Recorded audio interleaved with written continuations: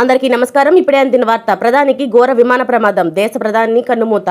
ఈ విషయాలన్నీ తెలుసుకునే ముందు వీడియోను పూర్తిగా చూడండి, అప్పుడే మీకు పూర్తిగా అర్థమవుతుంది. అదేవిధంగా చాలామంది సబ్స్క్రైబ్ చేసుకోకుండా వీడియోను చూస్తున్నారు, దయచేసి సబ్స్క్రైబ్ చేసుకోండి. సబ్స్క్రైబ్ చేసుకోవడం వల్ల నేను చేసే ప్రతి వీడియో అప్డేట్ మీకు ముందుగానే నోటిఫికేషన్ రూపంలో వస్తుంది. అదేవిధంగా లైక్ చేయడం మర్చిపోతున్నారు, దయచేసి లైక్ చేయండి. లైక్ చేయడం వల్ల ఇటువంటి ఇంపార్టెంట్ ఇన్ఫర్మేషన్ చాలామందికి రీచ్ చేసిన వాళ్ళు అవుతాం. ఇక లేట్ చేయకుండా వీడియోలోకి వెళ్ళిపోతాం. గత 15 ఏళ్లుగా కొనసాగుతున్న అంతర్యుద్ధానికి తెరపడింది. ఇస్లామిక్ గ్రూప్ హైదర్ తర్హీక్ అలీ హమ్ నేతృత్వంలో రెబల్స్ రాజధాని డమాస్కస్ని స్వాధీనం చేసుకున్నారు. ఇప్పటికే కీలక నగరమైన అలెప్పో, హోమ్ వంటి నగరాలను కూడా పట్టణాలను కైవసం చేసుకున్నారు. ఇదిలా ఉంటే రెబల్స్ దాటికి తట్టుకోలేక రష్యన్, సిరియన్ బలగాలు పారిపోతున్నాయి.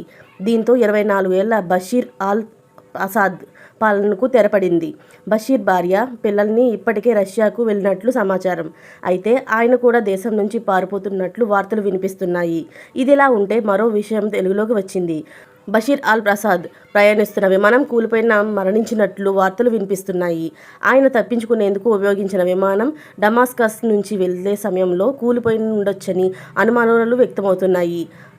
ఆన్లైన్ ట్రాకర్ నుండి ఓపెన్ సోర్స్ డేటా ప్రకారం తిరుగుబాటుదారులు రాజధాని డమాస్కస్పై పట్టు సాధించిన తరువాత ఎయిర్పోర్ట్ నుంచి సిరియన్ ఎయిర్ విమానం బయలుదేరినట్లు చూపించింది.